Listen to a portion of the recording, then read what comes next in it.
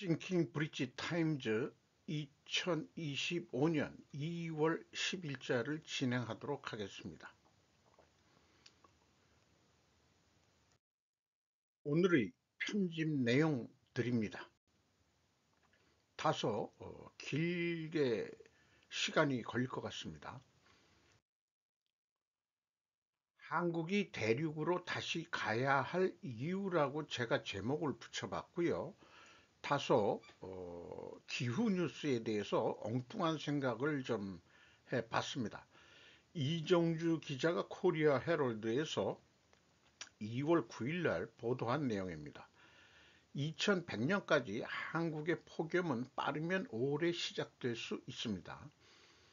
일요일에 발표된 기상청의 첫 번째 폭염 백서에 따르면 기후변화로 인해 한국에서는 폭염 기간이 2100년까지 5월에서 9월까지 지속될 수 있다는 전망이 나오고 있습니다. 작년에 한국은 24일 동안 폭염이 지속되어 역대 세 번째로 높은 수치를 기록했습니다. 작년에 제가 폭염을 견디지 못하고 조금 알았던 기억이 있습니다. 기억이 있는 게 아니라 그런 경험을 해봤어요. 아주 폭염을 견디기 어려워서.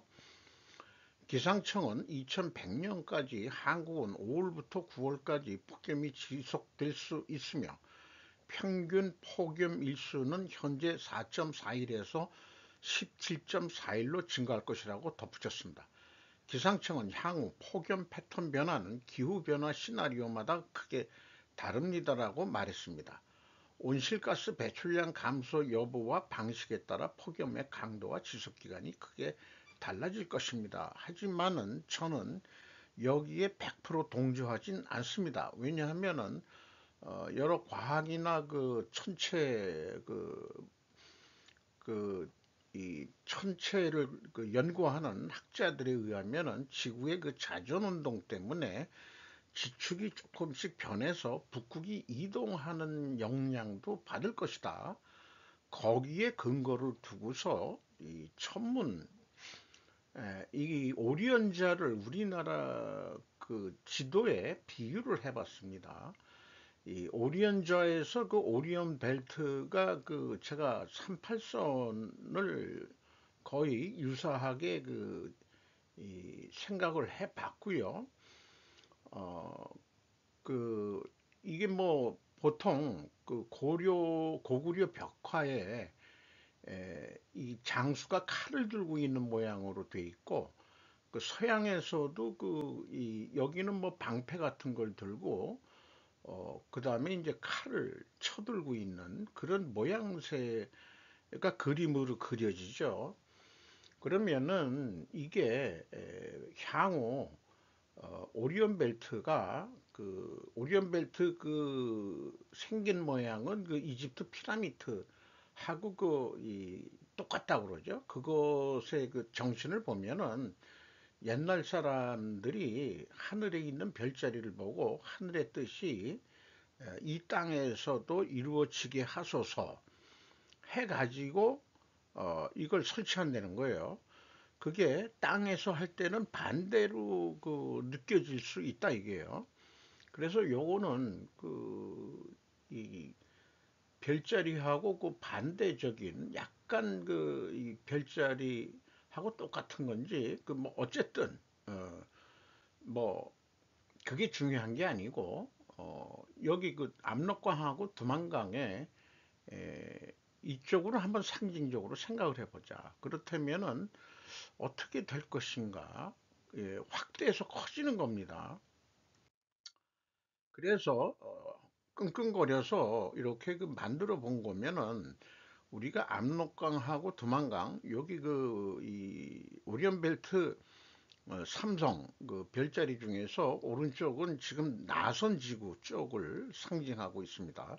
그리고 가운데는 백두산 천지를 상징하고 그 다음에 왼쪽은 신의주를 상징합니다. 그렇게 되면은 그 크기가 확대돼 가지고 대충 남쪽은 오사카하고 제주도 남단 마라도 이런 지역까지 넓혀질 것이며 그리고 그 북쪽으로는 에, 이 동북 삼성을 거의 다 들어가는 거죠.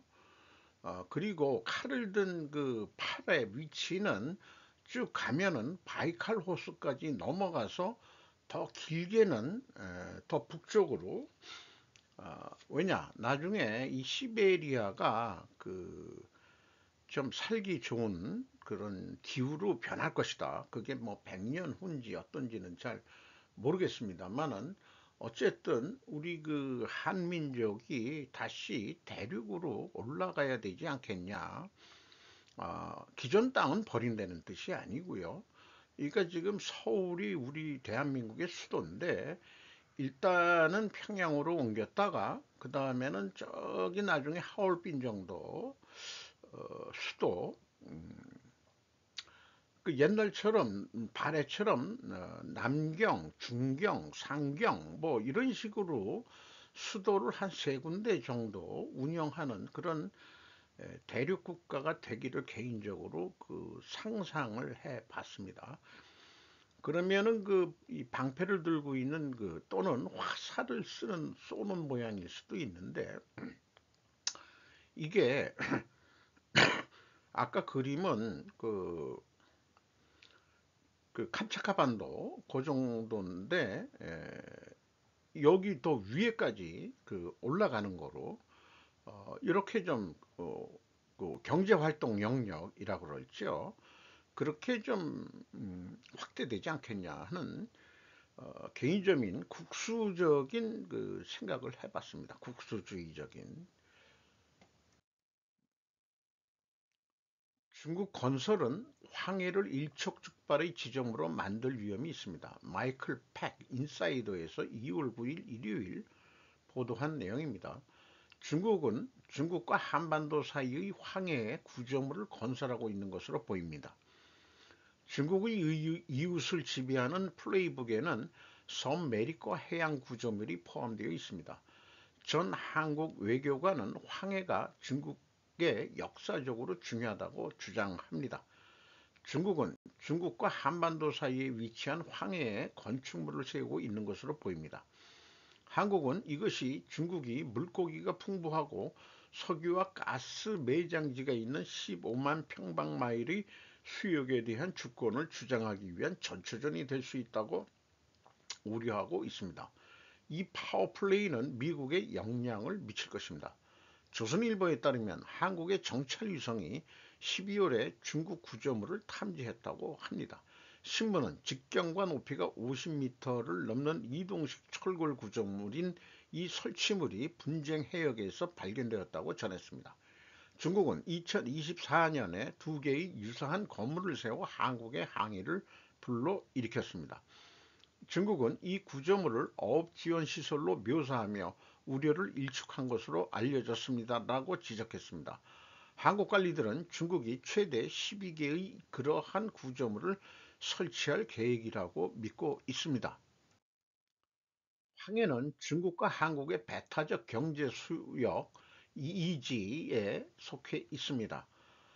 국제법에 따르면 EEZ는 국가들이 해안선으로부터 200마일 떨어진 곳에서 경제 자원에 대한 관할권을 주장할 수 있도록 허용합니다. 놀랍지 않게도 석유와 어류와 같은 해양 자원이 매장된 보물처럼 탐나는 세상에서는 EEZ에 대한 분쟁이 드물지 않습니다. 예를 들면 지중해에서는 그리스와 트르키예가 에너지 매장량을 놓고 갈등을 현재 빚고 있습니다. 이 경우 한국은 충돌하는 이익들 사이에 경계를 황해 한가운데로 설정해야 한다고 주장합니다. 여기 뭐 한가운데면은 뭐 어떻게 이렇게 신의주부터 이렇게 북한까지 한다면은 이렇게 해서 그 가운데 선을 따라서 이렇게 그 반반씩 해야 된다 이렇게 하는데, 그러나 미국 싱크탱크인 국립아시아연구소에 따르면 중국은 해양 경계가 긴 해안선과 더 많은 인구에 비례한다고 주장한다. 지들이 인구가 많으니까 뭐 어쨌든 여기는 자기네들 여기서는 어떻게 될지 모르겠습니다만은 자기네들은 뭐 이 더 와야 된다는 주장을 하는 모양이에요. 중국 새끼들은. 2001년에 중국과 한국은 서로 겹치는 이지 지역을 포괄하는 임시조치구역 PMG를 만들었습니다. 공동 어업권과 어업 관리를 명시하는 것 외에도 PMG는 양국이 점진적으로 자국의 이지로 어업을 제한할 것을 명령했습니다. 이것이 단순히 어업 분쟁이었다면 황해는 영국과 아이슬란드 간의 악명 높은 코드 전쟁과 비슷했을지도 모르지만은 한국과 동맹국들이 중국의 황해 전초기지 건설을 막을 수 없다면 이러한 점진적인 변화는 먼저 한반도 서해안의 중요한 군사 자산에 대한 방어 태세를 약화시키고 점차 큐슈, 오키나와 그리고 궁극적으로 대만을 약화시킬 것입니다. 그래서 현재 뭐 남중국해 뭐 이런 대만 문제만 더 있지만은 실질적으로 이제 중국과 한국의 북한은 일단 제외하더라도 이쪽 이 황해 지역에 이 분쟁이 일어날 수 있다. 이런 뉴스를 내보내고 있네요. 계엄령 실패로 친윤 지지자들 사이에서 반중 감정이 커지고 있습니다. 이혜린 기자가 코리아 타임즈에서 2월 9일 날 보도를 했습니다. 이것은 중국 대사관 앞에서 멸공 페스티벌 노 차이나라는 프랙티시라고 그러나요? 유인물을 들고 시위하는 그런 사진이네요.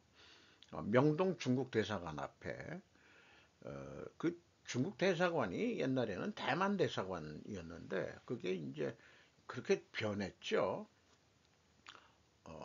윤석열 대통령과 집권 국민의힘 의원들이 중국의 선거 부정 연루 의혹을 공개적으로 주장하고 있기 때문이다. 1월부터 매주 금요일 저녁마다 약 50명에서 100명의 시위대가 중국은 없다라는 적힌 팻말을 들고 서울 중심부의 명동거리를 행진하고 있습니다. 대부분의 시위자들은 윤 후보 지지자들이며 그들 중 많은 사람들이 탄핵 반대 집회를 포함한 이전 집회에 참여한 적이 있습니다. 이 시위들은 한남동 대통령 관저와 헌법재판소에서 주한 중국 대사관으로 옮겨졌습니다. 절도를 중단하라는 팻말을 손에 들고 한국과 미국 국기를 흔드는 친윤 시대는 탄핵 무효, 시진핑 퇴진 등 다양한 구호를 외치고 있습니다. 40명 집단 음주 삥한에 삥뜯기로 제가 이해를 합니다. 삥땅이라고 그러죠 우리가. 간부 시범 처벌 북한 승부수로 시험받는 김정은 위원장의 권위라는 제목으로 가모시타 히로미가 FNN 프라임 온라인에서 보도를 했습니다. 김정은은 북한 노동당 총비서가 지방 간부의 부정행위에 격분해 40여 명의 당 간부를 해임하고 지방 당 행정기관을 집단적 해체하는 강경조치를 내렸다. 간부 40여 명을 이례적으로 처분했는데 설 직전인 1월 27일 김 위원장이 주재하는 당 비서고 확대회의가 긴급 소집이 됐는데 의제가 된 것은 남포시 온천군과 자강도. 요거는 번역 AI도 이런 한자는 잘 모르는 모양이에요. 뭐 설자 같기도 하고 무슨 군에서 발각된 지방 간부에 의한 중대한 당내 규율 위반과 인민의 권익 침해였다.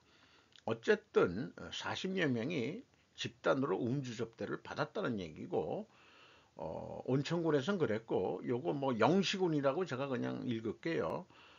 농업감찰기관 감찰원이 그 법을 악용해가지고 지역 주민의 재산을 침해하는 용납할 수 없는 번제가 발생했다. 삥을 뜯었다. 이런 얘기인 모양이에요. 그래서 보여주기식 처벌로 당의 정당성을 강조한다. 집권을 위해 가지고 계속 자기가 통치하기 위해서 이런 것들은 발본색원한다는 의미에서 이번에 처단을 했다. 이렇게 돼 있고 여기가 그 관심을 더 끌게 되는 것은 지방발전 2010의 시범지구로 선정되어서 중앙의 집중적인 지원을 받고 있기 때문에 그런 여러 가지 지원금들 이런 거 삥뜸 뭐 먹고 뭐 그런 것까지 연결이 된 것 같습니다.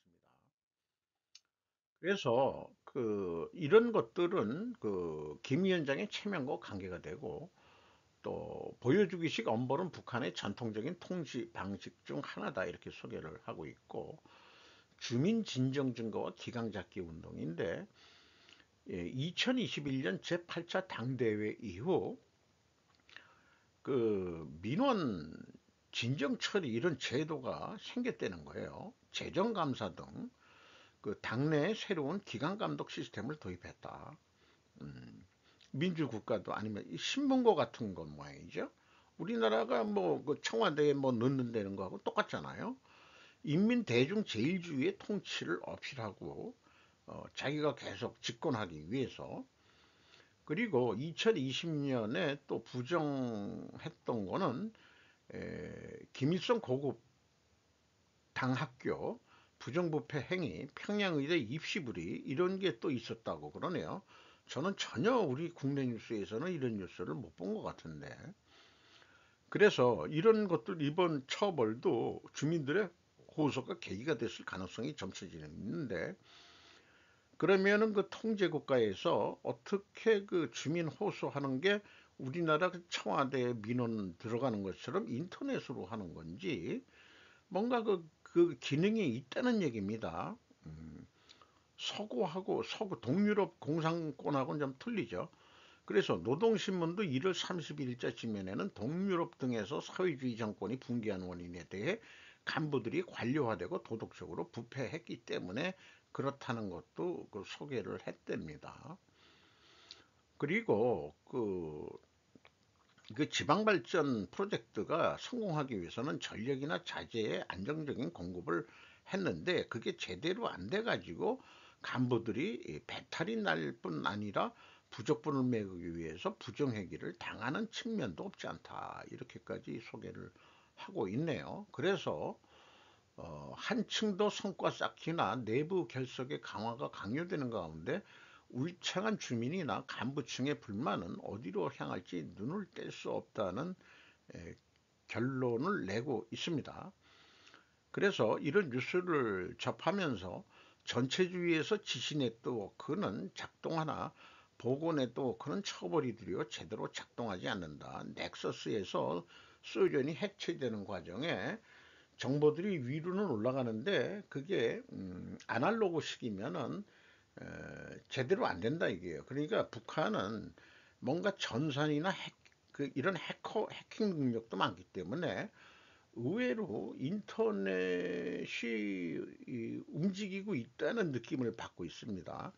그래서 공부한 사람들은 인터넷을 통해 가지고 컴퓨터로 고발을 하는 거로 그렇게 지금 해석이 돼요. 새로운 면을 보게 됩니다. 어쨌든 청원 시스템은 한국 흉내내기 같다 하는 그런 것도 누가 친북파가 팔아먹었을 것 같기도 하고, 프로그램을 그건 모르죠. 네. 유명 유튜버 슈카월드 일요일 방송분인데 또 기록을 좀 재밌게 운영을 하는 능력, 다음에 조사하는 능력, 혼자가 하는 게 아니고 또 직원까지 있는 것 같으니까 히스토리 이런 걸 잘 알죠. 커지는 후지 TV 사태인데 성 스캔들 그거 빼고 이 사과해가지고 초토화된 후 후지 TV 주가는 어떻게 되었을까 했는데 거꾸로 너희 왜 올라가니, 이런 식으로 좀 재밌게 꾸민다는 거죠. 이들은 후지 미디어의 주가와 자본 수익률이 너무 낮기 때문에 분할하거나 레버리지 MBO를 하라고 요구하는 중이다. 외국 펀드가 약 7%의 지분을 소유한 외국인 형님들 귀에 포착이 됐다. 그래서 달톤 인베스트먼트라는 데가 있고 RSM, 라이징 선 매니지먼트라는 그런 대표적인 기업이 후지 미디어 주식을 가지고 있는 모양이네요. 이번 사건은 결국 기업의 지배구조 위기로 번졌다. 기자회견에서 진실을 은폐했다고 비판했다. 주주들이 기업의 결정에 순응적으로 살며 기껏해야 숨어서 우려를 표하던 시대는 이제 끝났다. 후지미디어는 폐쇄적인 기득권층을 대표한다. 이사회 전체의 평균 연령은 72세이며 이런 거를 그 고령자 노땅들의 그 기득권 이렇게 봐지네요. 한의사는 무려 42년 동안 자리를 지키고 있다. 아주 이걸 뭐예요? 그 꼰대 냄새 나는 그런 기업이라고 이렇게 얘기가 될 수 있겠네요. 그래서 보통 일본에 투자한 해외 투자자들이 원하는 것은 부동산 매각을 해라. 그리고 일반적으로 본업에서는 몰라도 일본 대도시 부동산 시장의 가격이 10년 전에 비해 63% 증가했는데 그래서 일본 부동산의 잠재 수익은 크게 증가했다라고 얘기를 하시고 행동주의 펀드의 한이 스팟으로 여겨진다. 그래서 골드만삭스의 분석은 주력 사업이 아닌 25개 일본 기업 중 미실현 이익만 최소 25조 엔이라고 본다. 2023년 기시다 정부는 외국인들을 포함 기업 인수를 더 용이하게 하겠다고 발표해서 외국인 자금도 더 적극적으로 받아들이겠다. 그러니까 밸류 프로그램도 돌리고 뭐 이런 게 있었죠. 이렇게 시작된 일본 기업들의 부동산 매각 러시라고 니케이 아시아가 또 보도했다는 것도 소개를 하고 있습니다. 이런 뉴스를 접하니까 저도 쭉 이 재무제표 분석을 하면서 스루포트계로 어, 재무상태표에 투자 부동산은 꼭 제가 주요 항목으로 넣어가지고 그 비율을 2024년도 할 때는 에, 그 전체 자산 중에 몇 프로에 해당하는지 아니면은 비유동 자산에서 몇 프로를 해당하는지 비유동 자산으로 좀 보는 게 좀 나을 것 같아요. 그런 것도 한번 소개해 보도록 하겠습니다. 개별 회사들 분석을 할 때.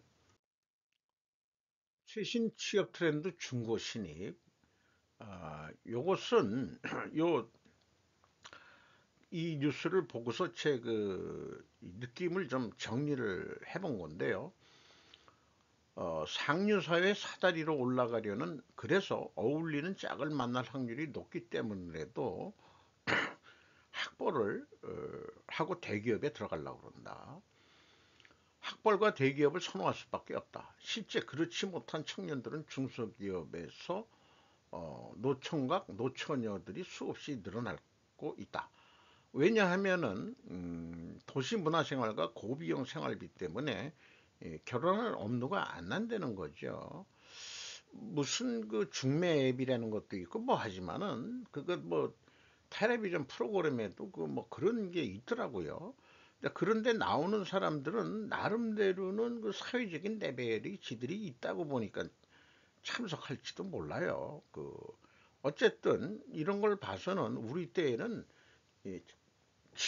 취직만 하면은 여자들이 그냥 결혼해 줬어요. 그때는 여자들은 일할 데가 별로 없으니까 그런 걸 보면은 경제 발전 시기에 우리가 일을 했기 때문에 어, 뭐 열심히 일하면은 그냥 살만 했던 거죠. 월급 받고서. 그래서 지금 봐서는 제 자식 세대한테도 그렇지만은 은퇴 세대가 미안한 기분이 좀 들기도 합니다. 그랬더니 또 어떤 사람들은 그래요. 그게 뭐가 미안하냐? 우리는 우리의 최선을 다했을 뿐 아니냐라고 얘기하는데 그것도 최선을 다하려고 그래도 최선을 할 수 있는 환경이 우리는 됐었는데 네 자식은 경제 발전해가지고 인구도 많고 고학력자들이 많아가지고 취직이 제대로 안 되는 그런 상황 아니냐. 그거는 우리 나이 먹은 세대들의 책임이지. 응? 그런 감을 느낀다. 나는 그렇게 얘기를 했더니, 뭐, 그렇게까지 피부에 자기 자식이 제대로 노력을 안 한다는 쪽으로 자기는 그만큼 돈 들여서 다 키워놨는데, 이 자식이 제대로 안 한다는 식으로 얘기를 하니까, 그거 그러지 마라. 걔가, 효도 안 하려고 그런 게 아니지 않냐. 그래서 여기 좀 사이드로 빠진 얘기지만은 최근에는 이 나이 때에 좀 결혼 그 자식 결혼 청첩 안내가 오는, 요즘은 다 그 뭐 카톡이나 이런 거로 오죠. 카카오로. 근데 이제 그쪽도 그 자식이 나이가 많이 먹어서 이제 결혼하는 걸 텐데 심리적으로 가고 싶지가 않더라고요. 또 완전 절친한 사이 아니면은 이 나이에는 그렇고, 제 자식한테도 얘기했지만 네가 만약에 결혼한다면은 나이도 있고 그러니까 그냥 아주 가까운 쪽만 해가지고 우리가 적은 비용으로 결혼을 하고, 만약에 상대방하고 합의가 된다면은 그렇게 해서 사는 집이라도 장만해가지고 살아야지. 그러니까 뭐 동창 무슨 그 처가 쪽에 그 뭐 그 우리나라 그 개문화 그런 개문화로 생각을 했는데, 그 그런 것에서 좀 벗어나야 되지 않겠냐 이제 세상이. 그런 생각도 해보게. 코스피 밸류업 방안 떴냐 뭐 해가지고 금융위원장이 뭘 발표를 했대요. 그리고 이 상장 폐지 요건 뭐 이런 게 너무 그 약하다 이런 얘기가 있고, 그 다음에 그 감사원의 미달 요건도 강화하겠다. 감사원의 미달 사유 발생 이후 다음 사업연도에 감사원이 또 미달 나오면은 상장 폐지하겠다. 그 회계부정 사건 나오면은 바로 상장 폐지해야 되는 그런, 그러니까 그 처벌이 강해야지 이게 함부로 상장을 못하죠.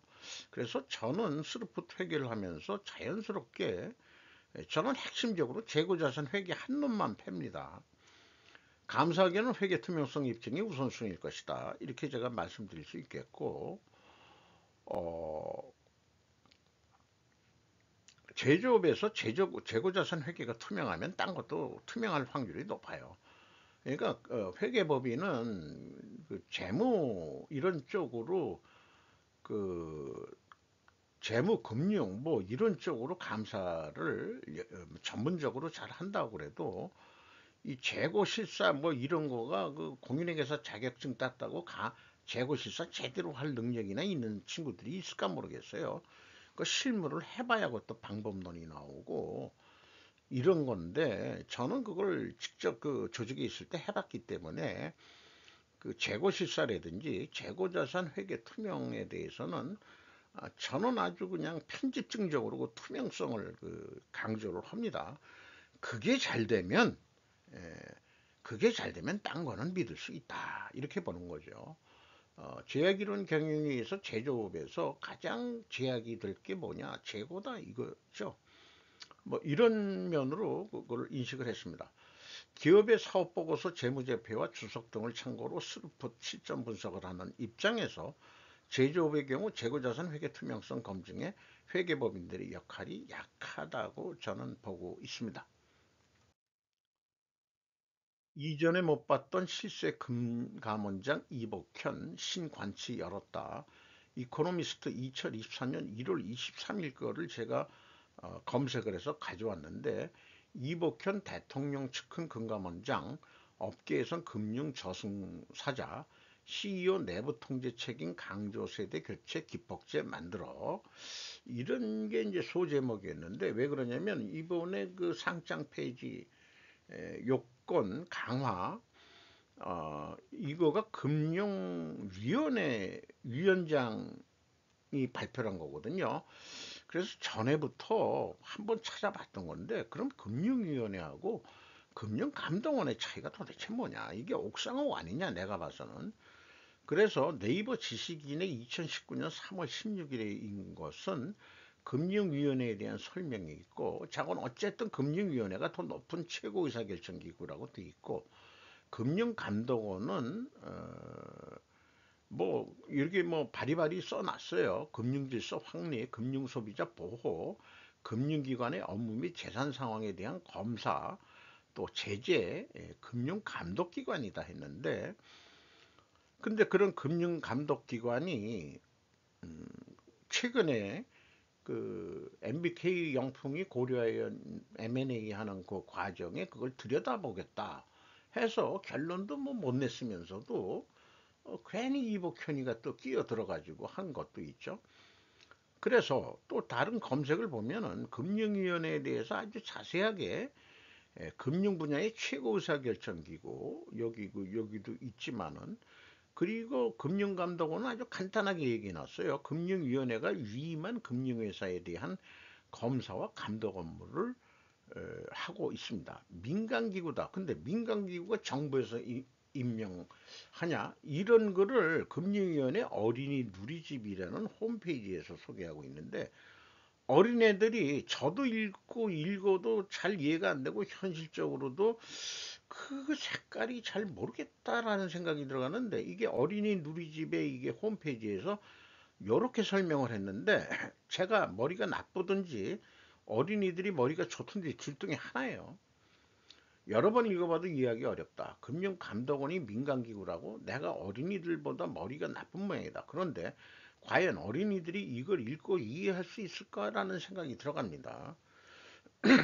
저도 조금 존심이 있으니까 잘 몰라도 이런 것들이 정부 효율부 도지 같은 게 있다 그러면 야 통합해 뭐 괜히 정부 공무원 일자리 만들고 쓸데없이 그냥 규제 만들고 그따위 짓들 하지 말고 제가 트럼프 아니 그 저기 그 정부 효율부라고 그러면은 그 통합회의죠. 그래서 없애야지 하나. 뭔 그렇게들 뭘 많이 자꾸 만들어서 일자리를 공무원 일자리들 만들어 가지고 고운 연봉을 받아 처음 먹으면서 국민의 세금을 낭비하게 만드는 그런 자리가 얼마나 많겠습니까? 도지는 우리나라에서도 해야 됩니다. 그런데 그 쓸데없이 그 추가 그 예산, 추경 예산 뭐 강조해가지고 또 돈 쓰자는 친구도 있죠. 어쨌든 또 다음 뉴스로 트럼프가 적극구리 흐르는 뉴스메이커다라고 하면서 이미 뭐 제가 싱킹 브리지 타임즈에서는 뭐 그냥 거의 다뤘던 건데 이스라엘에 대한 얘기, 몰랐던 얘기는 금으로 된 황금 삐삐를 선물했다. 그 삐삐 가지고 그 레바논인가 시리아 쪽에 그 저항 세력들을 죽이는데 그 활용을 한 거죠. 그런 거를 하고서 그 다음에 이제 가자지구 미국이 좀 먹어야 되겠다. 거기에 대해서 네타냐후는 그냥 환하게 웃었다 하는 얘기. 그런데 EU나 유엔 등에서는 가자지구의 인종 청소에 해당할 것이다.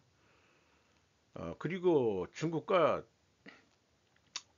러시아에서는 인권이 중요한데 그게 말이 되느냐. 사돈 낱말한다는 얘기가 이럴 때 우리가 쓰는 얘기인데 인권은 주로 미국이 그 북한 인권이나 뭐 이런 거 얘기할 때 쓰는 용어인데 이제 중국하고 러시아가 미국이 인권을 무시한다 이렇게 얘기를 하는데 자관 그 아이디어 착상 이런 거 나오는 거는 일반인들이 생각할 수 없는 그런 생각을 트럼프는 하고 있는 거죠. 그러니 뉴스거리가 저가 꿀이 흐르는 그런 트럼프다 이렇게 얘기할 수 있지 않겠냐. 그리고 최근에 그 기독교 원리주의 같은 개신교 이런 발언들을 요즘에 강하고 있는데 암살을 모면하면서 또 그런 생각이 들어갔다. 그다음에 교육부 폐지한다는 제목으로 방송을 했는데 교육부 폐지는 그냥 간단하게 얘기를 소개를 하고 있습니다.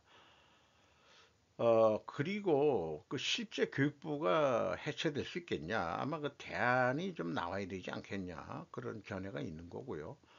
이 별도로 상호관세 부과에 대해서는 이시바 총리가 어, 발표하기 전에 가서 선물 보따리를 여러 개 풀었지만은 결론은 오늘 짜로 그 25% 관세 철강과 알루미늄에 대해서 그리고 일본 제철이 US 스틸을 인수하는 게 아니고 투자 쪽으로 하겠다.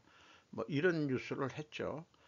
그래서 음, 일본 그 지지통신 경제부 뉴스에서도 LNG 안정 조달기대 미산 수입 확대 합의 미일 정상회담.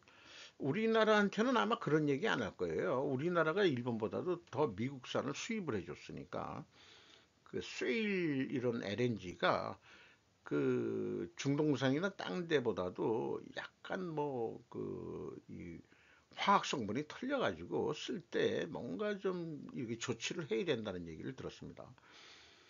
호주에서 그 38.2% 수입하는데 연간 전체 6,589만 톤을 수입을 하는데 에, 말레이시아겠죠? 말레이시아. 그리고 9.6%, 약 10%를 미국에서, 러시아에서 8.6%, 합부와 파푸아뉴기니아네. 파푸아뉴기니아. 어, 이렇게 수입을 하는데 어쨌든 이번 그 결정에 의해서 그 전기사업연합회 하야시 긴코 회장은 미국으로부터 싼 에너지를 안정적으로 수입할 수 있게 되면 메리트가 있다라는 견해를 서로게 했고요. 그 다음에 일본 가스협회 우치다 다카시 회장은 저렴한 LNG가 5년 후, 10년 후도 계속될지는 모른다. 왜냐? 개발 비용이 증가하는 알래스카산은 비교적 비싸질 가능성이 높고 받아들이긴 어렵다라고도 말했다. 동해 대항고래가 그 대대고 아까도 얘기했지만은 그 황해에 그 중국 애들이 무슨 구조물을 그 세우고 뭐 이런다는 게 서해에도 가스전이 나올 확률이 높다는 얘기가 있어요. 이런 거죠. 그리고 니테스 과반수 출자안에 US 스틸 순회 트럼프 미국 대통령 지지통신 외교부에서 2월 10일 오늘 발표한 내용입니다. 보도한 내용입니다. 완전 매수는 인정하지 않는다는 생각을 재차 표명한 모습이다. 그리고 니테스는 그 소유하는 것이 아니라 큰 투자를 하는 것으로 합의했다라고 설명. 이시바 총리가 우리가 뭐 우리가 좀 투자해서 그렇게 하겠다는 식으로 좀 두리뭉실이 아니고 완만하게 해결이 되도록 그렇게 하겠고 이런 얘기가 있었습니다만은 결론은 갔다 돌아와서 저자세였지 않느냐라고 일본 내에서는 좀 했지만 결국은 오늘 철강 알루미늄 25% 관세 발표를 했습니다. 그리고 이 캐나다와 멕시코 등 일부 국가 및 지역에는 면세 한도를 뒀다. 일본산에 대해서는 25% 관세를 매긴다는 뜻인데 그러면은 그 기자들이 질문했는데 보복 관세를 매길 거냐 그랬더니 발생되지 않은 일은 가정해서 질문하면 우리는 답변 안 하는 게 우리의 뭐다 이렇게 답변했었죠. 어쨌든 당해야 되겠죠. 근데 우리나라는 그 뭔가 그 면세 한도를 그 쿼타제로 또 하든지 좀 혜택을 봐야 될 거예요. 왜냐? 트럼프도 배를 만들려면은 우리 그 쇠가 들어가잖아요. 야, 그거 좀 곤란하지 않소? 우리한테 배 만들라고 해놓고 그 철강에 관세를 매기면은 그 어떡합니까? 또 이렇게 그 이 철강 업체하고 조선의 업체하고 힘을 합쳐가지고 의견을 좀 제시해서 우리가 유리하게 결과가 나오도록 어쨌든 이시바 총리는 1조 달러를 미국에 투자하겠다. 그래서 대일 관계 언급 황금 시대 이제 최근에 이제 골든 에이지라는 용어들이 많이 나오고 있습니다. 이 골든 에이지라는 얘기는 그 옛날에 그 히랍에서부터 시대를 네 개로 돌아가는데 황금 시대, 은 시대, 그다음에 철 시대, 동 시대 이렇게 돼 있죠. 그래서 지금 황금 시대가 지금 오고 있다. 이 그 지구, 그 우주 그 역사가. 그래서 지금 황금 시대를 언급을 하는 것 같습니다. 민주당의 갑질 인식, 계엄의 연이은 탄핵에 국민 실망 증폭됐다. 오승영 기자가 뉴델리에서 보도를 했습니다. 최근에 피곤감이 좀 올라오죠. 많이들 뉴스들을 보셨으니까 탄핵. 그 다음에 그 윤 대통령 체포 과정 이런 등등 해가지고 스트레스 많이 받게 하고 뭐 이런 등등으로 해서 어, 국민들이 좀 돌아서는 부분도 있다. 뭐 이런 얘기를 얘기하는 거죠. 그리고 아까도 얘기했지만 아니 아까가 아니고 지금 1급 그 체제다. 그 이재명이 이런 얘기죠.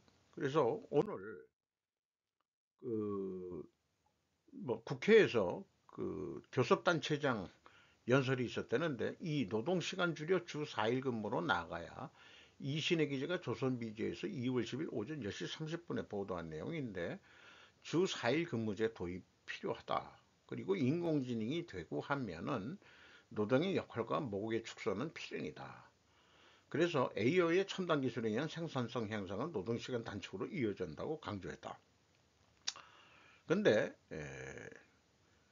획일적이어서는 안 되죠. 첨단 기술을 창출하는 기술연구소 같은 곳에서는 더 일해야죠. 밤에도 불이 꺼지지 않는 그런 연구소가 돼야 되는데 획일적으로 뭐 공동 뭐 이런 형평성 이따위들을 계속 하니까 삼성경제연구소도 그 불이 꺼진 옛날에는 밤늦게까지 불이 켜져 있었는데 요즘은 금방 꺼진다 그러더라고요. 법적으로 하면은 또 그게 불법이 돼가지고 처벌을 받는다니까. 어쨌든 이런 방식이 전체주의적 사고방식 아니겠습니까? 그리고 주 4일이라면 중소기업은 망하라는 거 하는 것 같다. 뭐 생각을 하고 좀 이 속된 말로 씨부려라라는 얘기를 하고 싶네. 주 4일을 하시려면 국회의원부터 4일 일하시고 그 다음에 언론 방송도 4일만 방송하고 3일은 쉬어 이 사람들아. 이렇게 얘기를 하고 싶네요. 민주적 그렇게 되면은 방송은 일주일 내내 해야 되니까 이 교대해서 일자리를 늘리자는 거가 될까요? 음, 그럴지도 모르지. 뭐 여러 가지 그 긍정적인 측면, 부정적인 측면 또 업종마다 뭔가 선택적인 그런 적용이 돼야 되겠죠. 민주적 공화국의 문을 활짝 열겠다. 그 첫 조치로 국회의원 국민소환제를 도입할 것이라고 제안. 법문 내용의 것을 제가 제목으로 가져왔어요. 왜냐하면 국회의원 국민소환제라는 게 도대체 뭔지는 모르겠습니다. 이명석 기자가 연합뉴스에서 2월 10일 오전 10시 13분에 보도한 내용입니다. 이 회복과 성장으로 잘산이즘 구현 진보보수 정책총동원 교섭단체 연설에서 공정성장 이뤄야 최소 30조 원 추경을 통과시키자. 헌정수의원대 구성의 반헌법 세력과 싸울고 의원 소환제 제한, 노동시간 연장과 착취로는 국제경쟁에서 생존 어려워 주 4일 국가로 나가야. 요거는 뭔 말인지 모르겠고요. 장관 이런 것들을 했는데 용어들을 하나 만들네. 먹사니즘을 포함해 모두 함께 잘 사는 잘사니즘을 새 비전으로 삼겠다. 이런 얘기를 어디서 언뜻 들어본 것 같은데 장관 여기에 그 진보 정책이든 보수 정책이든 유용한 처방이라면 총동원해서 함께 잘 사는 세상을 위해 유용하다면 어떤 정책도 수용할 것이다. 자, 그래서 이렇게 이재명의 연설 내용을 제가 좀 비판적으로 한번 정리를 해 봅니다. 헌정수호연대는 작금의 행정부를 국회가 제압 및 통제하기 위한 수단으로 인식이 됩니다. 그래서 질문을 던져보면 거대 야당 국회 독재를 견제할 방법은 무엇인가? 그것이 국회의원 국민소환제인가? 그러니까 자기네들이 잘못했을 경우에는 어떻게 할 거냐 하는 자기 반성이나 그런 예방책은 얘기한 건지 이게 그렇다면 머리를 좀 많이 돌리긴 돌린 거예요. 근데 국민 소환제 국민을 뭔 얘기인지 모르겠어요. 그 국회의원을 국민들이 소환한다, 뭘 따져 묻는다 그러는데 그게 인민재판하자는 얘기인지 잘 모르겠네요. 그 내용이 구체적으로 인식이 되지 않는다. 입법부를 견제할 어떤 조직기구가 있어야 한다. 음, 좀 생각하기 좀 어렵죠. 그 상권 분립인데 행정부를 견제하는 거는 감사원도 있고 지금 뭐 국회도 있고 언론기관도 있고 그런데 국회 자체가 문제가 있을 때 이거를 어떻게 통제 견제할 어떤 기구나 조직이 지금 마땅치가 않습니다. 그리고 공정선장은 시의 공동부의 판박이다. 결국은 다 같이 공동 침체, 공동 빈곤으로 끝날 것 같다. 또한 보수 정책이든 진보 정책이든 언급은 흥묘백묘론의 등소평의 얘기하고 똑같고 여전히 이 연설의 내용은 가만 들어보면은 친중 종중파 쉐쉐 매국 노임이 드러난다라고 강력히 비판해 봅니다. 여기다가 또 한술 더 떠가지고 대구보다 화교가 났다. 여 지지자 천박, 극단적 분열론자, 홍보나선 이재명, 오승영 뉴데일리에서 2월 10일 10시 12분에 보도한 내용입니다. 민주당 편파방송 유튜브 채널 블루파크 공식화, 매일 오후 유튜브 방송 통해 당 입장 전파 전략, 논란 발언한 강성범, 오윤회 등 보조 게스트로 강성범 지역비하 박원순 피해자 2차 가해 논란, 오윤회 여 지지층은 친일파 물질 만능주의 요런 애들인데 얘가 개그맨 출신이죠. 그 전에 봤던 기억은 제가 옛날에 살았을 때는 뭐 해가지고 이제 뭐 이거로 히트친 새끼죠. 얘가 어, 어린 놈이니까 새끼라고 내가 얘기해도 될 것 같은데. 그리고 그 학교라는 얘기, 그 2021년에 얘기가 나왔네요. 이준석 개혁신당 의원 아버지가 화교다. 대구보단 화교가 낫지 않냐. 얘도 얘 아버지도 그 뭔가 그 중국하고 친한 모양이죠. 민주당의 한 중진 의원은 뉴델리에 우리가 가까운 유튜브의 역할이 필요하다는 점을 인정하지만 민주당이 직접 운영하는 유튜브에서 이런 모습을 보이면 결국 거기서 나오는 논란도 민주당이 모두 뒤집었을 거 아니냐. 국민의힘에는 극우 유튜버를 따라간다며 공세를 펴는 시점에 우리가 직접 유튜브 출연자들이 당 공식 방송을 끌고 들어온다면 오히려 괜한 논란을 자초하게 된다고 우려했다. 국민의힘이 극우 유튜버 따라간다라고 비판을 하면서 민주당 자체가 편파 방송을 내세운 그런 걸 한다면은 더 분열을 일으키는 거죠. 유튜브 영향력이 뭐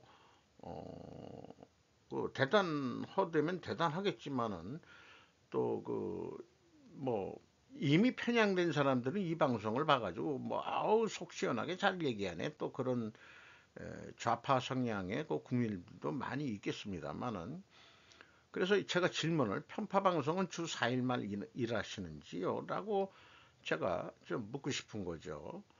매일 그 오후에 뭐 조금씩 한다니까 그러면은 얘네들 그 보조 캐스터들을 또 바꿔야 되겠네. 아니 그 저기 임무교대 해가지고 주 7일 방송을 하려고 그러면은 그러니까 그냥 괜히 뭐 근로자들 해가지고 주 4일 뭐 노동 어쩌고 저쩌고 있다 있고 얘기하지 말고 니들부터 주 4일을 어떻게 운영하겠다. 그래서 보조 캐스터들을 2명을 또 뽑아가지고 4일이라고 3일은 쉬고 그 다음 주에는 다른 파트가 4일이라고 3일 쉬고 이런 식으로 운영한다는 걸 구체적으로 좀 보여주고 사람 더 뽑아야 되지 않겠소? 이재명 씨? 이렇게 얘기하고 싶네요. 트럼프의 국가안보보장은 캐나다를 침공할 계획이 없다고 생각합니다. 뭐 51번째 주 만든다는 건데 뭐 이거는 뭐 많이 나왔으면 제목만 보고 넘어가는 거로 하겠습니다. 미국은 세계 최강의 나라인데 대미 포위망이 깔리지 않는 것은 어째서인지 사실 중국이나 러시아만큼은 다른 나라의 두려움을 느끼지 않는 이유, 세력 균형론 최대의 수수께끼 미국이다. 전쟁을 일으켜야 한다는 때 미국은 태평양과 대서양이라는 두 개의 대양에 둘러싸여 있기 때문에 다른 나라로 쳐들어가기가 지리적으로 어려운 상태. 이렇게 했고 또 공격을 당하기도 쉽지도 않다는 얘기도 있죠. 여기서 뭐 사회부 부장이라고 돼 있는데 지병사 어, 내용입니다. 일일이 읽지는 않겠습니다. 안보 딜레마의 발생 용이성에 대해서 공격 방어가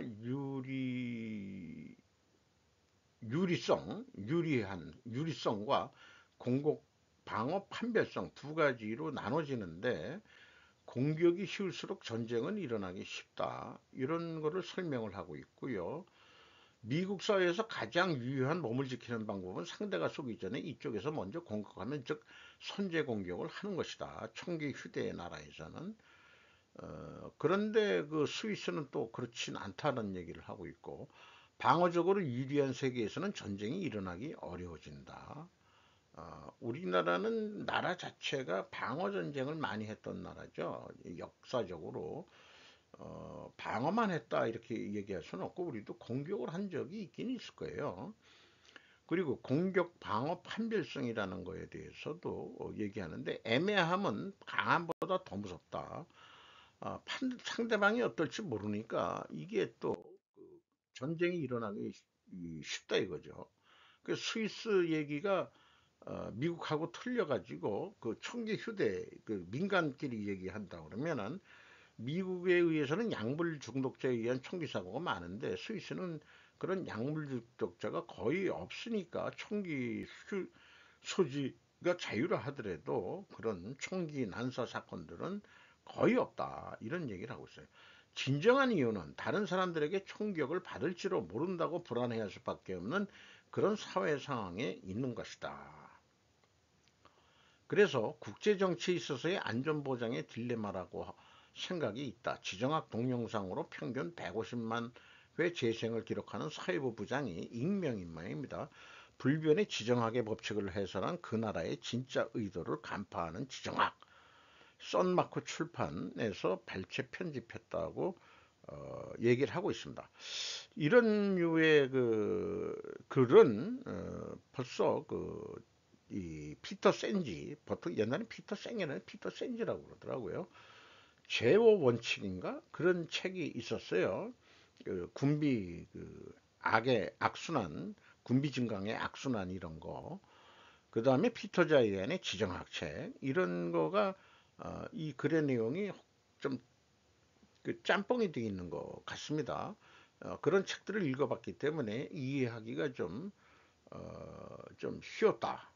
이렇게 생각이 들어가네요. 우리 한국 입장에서는 현재 방위산업 발전시킨 거는 방어 전쟁을 하기 위해서죠. 우리가 선제 공격을 할 일은 아마 없지 않겠느냐. 글쎄요, 그것도 모르는 일이죠.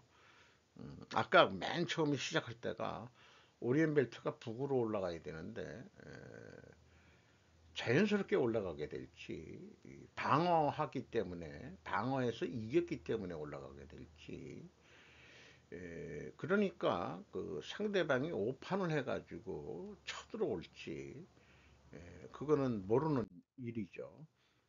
이상 2월 10일자를 마치도록 하겠습니다. 여기 구독, 좋아요라고 표시해 놓은 게 있습니다. 감사합니다.